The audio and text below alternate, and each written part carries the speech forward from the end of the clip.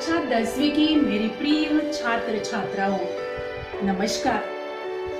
Last lecture में हमने पूरक पठन में ठेस पूरक पठन से सिरचन की जानकारी प्राप्त की है कि सिरचन किस प्रकार का व्यक्ति है। आज हम सिरचन की कला यानी कला और कलाकार का सम्मान किस प्रकार करेंगे, किस प्रकार करना चाहेंगे और करना चाहिए, इसके बारे में देखने वाले हैं। पन्ना क्रमांक 43, 42, 43 इन दोनों पन्नों से हम आज सिरचन की जानकारी प्राप्त करने वाले हैं।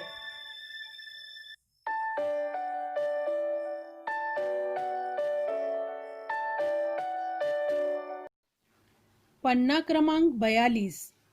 इसलिए सिरचन को बुलाने के पहले मैं माँ से पूछ लेता।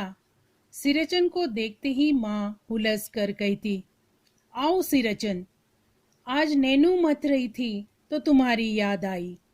घी की खको रंग के साथ चूड़ा तुमको बहुत पसंद है ना।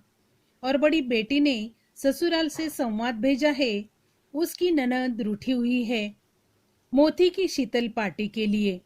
विद्यार्थियों, यहाँ जो माजी है उनकी बेटी भी कुछ मांग करती है सिरचन से कि उसे भी एक शीतल पार्टी यानी चटाई चाहिए जो कि सिरचन बनाता है। जब सिरचन माँ के पास आता है तो माँ उसकी तरफ देखकर उसे आओ सिरचन कहकर खाने की बात करती है कि उसे क्या पसंद है। और इस प्रकार दोनों में सुसंवाद हो जाता है और माँ की मांग क्या है, उसकी ननद जो रूठी है उन्हें क्या चाहिए। तो इस प्रकार वह सिरचन से आगे क्या कहती है देखेंगे। सिरचन अपनी पनियाई जीभ को संभाल कर हंसता, घी की सौंधी सुगंध सूंघ कर ही आ रहा हूँ काकी, नहीं तो इस शादी ब्याह के मौसम में दम मारने की भी छुट्टी कहाँ मिलती है।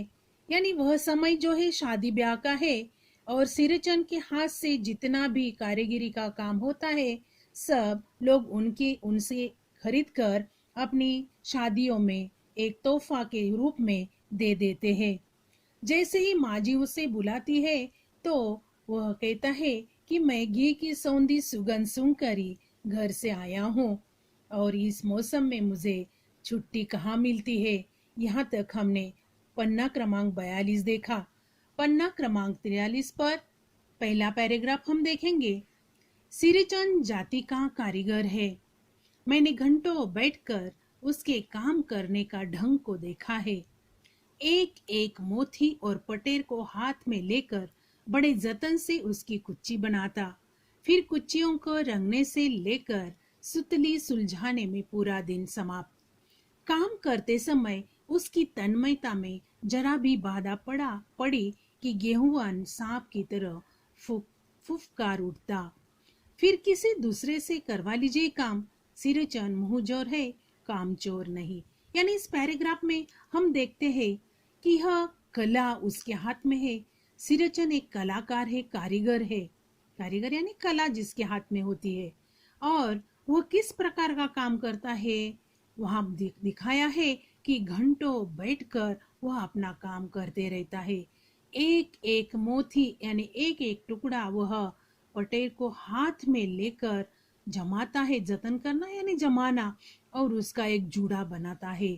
कुच्ची यानी जूड़ा यानी छोटे झाड़ू जैसा वह एक साथ बांधकर फिर कुच्चियों को रंगने से लेकर उसे रंगाता है, रंग दे देता है और लेकर सुतली सुलझाने में पूरा दिन समाप्त करता है। यानी वह चटाई बनाने से पहले पूरी कारीगरी का काम उन्हें करना पड़ता है और काम करते समय उसकी तन्मयता यानी काम की लगन, तन्मयता का अर्थ है लगन, उसमें जरा भी किसी ने बाधा डाली। उदाहरण दिया है गेहूं सांप, यानी सांप को अगर चलते समय किसी ने हकालने की कोशिश की तो वह दंश कर लेता है, यानी वह सांप की तरह फुफकार उठता, यानी अपनी काम में बाधा आने के कारण वह चिढ़ता है और गुस्सा करता है और कहता है कि फिर किसी से दूसरे से करवा लीजिए काम। और आगे कहा गया है सिरचन मुंह जोरे यानी मुंह फटा है, मुंह में जो आता है बात करता है, लेकिन वह कामचोर नहीं। आगे देखेंगे। बिना मजदूरी के पेट भर भात पर काम करने वाला कारीगर। दूध में कोई मिठाई न मिले तो कोई बात नहीं, किंतु बात में जरा भी झाला वह नहीं बर्दाश्त कर सकता। यानी बिना मजदूरी के पेट भर भात अगर उसने खाया तो ऐसा वह कारीगर है। यानी कला उसके हाथ में है, लेकिन पेट में कम हुआ तो भी उसे चलता है। दूध में कोई मिठाई न मिले तो कोई बात नहीं, ऐसा वह है। परंतु किंतु यानी परंतु बात में बात करते समय जरा भी झाला, झाला यानी तीखापन, वह बर्दाश्त नहीं कर सकता। नेक्स्ट पैराग्राफ हम देखेंगे। सिरचन को लोग चटोर भी समझते हैं। चटोर यानी लालची। तली बघारी हुई तरकारी, दही की कढ़ी, मलाई वाला दूध, इन सब का प्रबंध पहले कर लो, तब सिरचन को बुलाओ।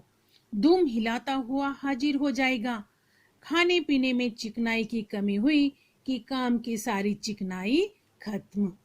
काम अधूरा रख कर उठ खड़ा होगा। आज तो अब अध कपाली दर्द से माथा टनटना रहा है।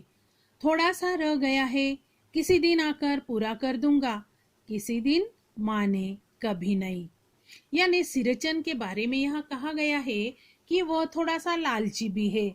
यानी जहाँ वह काम करने के लिए जाता है वहाँ के लोग उन्हें खाना दे दे, इस तरह वह काम करता है। और वह कहते हैं उसके बारे में कि उसे खाने के लिए क्या चाहिए, बघारी हुई तरकारी, दही की कढ़ी, मलाई वाला दूध, ये सब तैयार करके रखो और उसे बुलाओ। वह दुम हिलाता है यानी अपनी मर्जी से वहां हाजिर हो जाएगा। यानी खाने पीने में चिकनाई की कमी हुई कि वह काम की सारी उसकी चिकनाई भी खत्म होती है। यानी जितना खाना उसे मिलता है उतना ही काम वह करता है। और चिकनाई खत्म यानी उसे काम करते करते वह थक गया कि काम अधूरा रखकर उठ खड़ा होता है। और आज वो कहते हैं कि आज तो अब अधकपाली दर्द, अधकपाली दर्द का मतलब आधा सिर में होने वाला दर्द। यह माथा टनटना रहा यानी सिर दुख रहा है। थोड़ा सा रह गया है ऐसा भी कहता है। किसी दिन आकर पूरा कर दूंगा। किसी दिन माने कभी नहीं, यानी लोगों को उसका पता है कि सिरचन किस प्रकार का काम करता है। आगे का पैराग्राफ। मोथी घास और पटरे की रंगीन शीतल पाटी, बांस की तिलियों की झिलमिलाती चिक, सतरंगे डोर के मोढ़े, भूसी चुन्नी रखने के लिए मुंज की रस्से के बड़े बड़े जाले।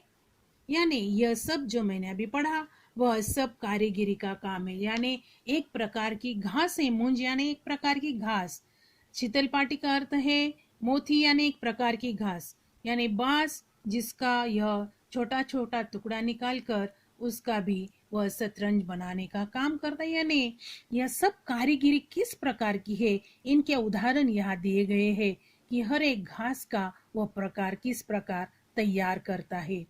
हलवाओं के लिए ताल के सूखे पत्तों की छतरी, टोपी तथा इसी तरह के बहुत से काम है जिन्हें सिरचन के सिवा गांव में और कोई नहीं जानता।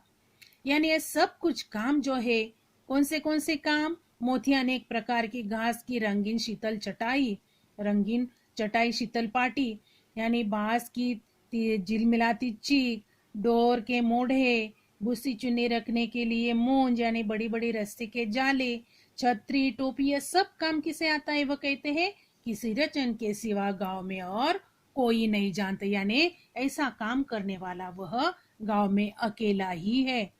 यह दूसरी बात है कि अब गांव में ऐसे कामों को बेकाम का काम समझते हैं लोग। बेकाम यानी बेकार, जिन्हें काम नहीं, ऐसे लोग ही ये छोटे मोटे काम करते हैं, ऐसा लोग समझते हैं। बेकाम का काम जिसकी मजदूरी में अनाज या पैसा देने की कोई जरूरत नहीं, यानी बिना पैसों का लोगों से काम करवा लेना, ऐसा भी गांव में चलता है। ऐसे लोग आजकल हो गए हैं। पेट भर खिला दो, काम पूरा होने पर एक हाथ पुराना धुराना कपड़ा देकर विदा करो। यानी एक हाथ पुराना कपड़ा या थोड़ा सा खाने के लिए दिया तो भी ऐसे लोगों को चलता है। यानी बेकार लोग जो है, यानी जिनके हाथों में कला है, लोग उसका उपयोग किस प्रकार करते हैं, इसका यह अच्छा उदाहरण सिरचन द्वारा यहाँ दिया गया है कि पेट भर खिला दो और काम पूरा होने पर क्या करो, पुराना कपड़ा देकर उन्हें विदा करो, वह कुछ भी नहीं बोलेगा। यानी इस प्रकार इन चारों पैराग्राफ हमने आज देखे हैं।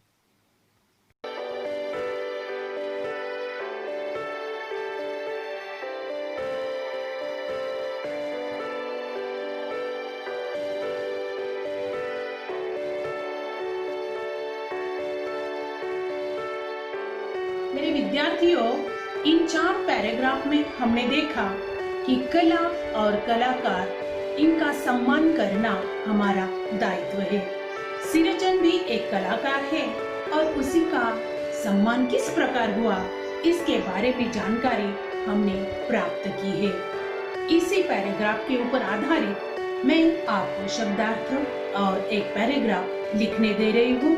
इनका लेखन नोटबुक में आपको करना है और जितना भी पाठ मैंने आपको पढ़ाया एक बार फिर से पढ़ना है और कहानी को ध्यान में रखना है। बच्चों, ईश्वर से प्रार्थना कीजिए कि जल्द से जल्द हमारी यह कोरोना की महामारी दूर हो जाए और हम सब स्वस्थ रहे। खुद का ख्याल रखो, परिवार को संभालो। धन्यवाद।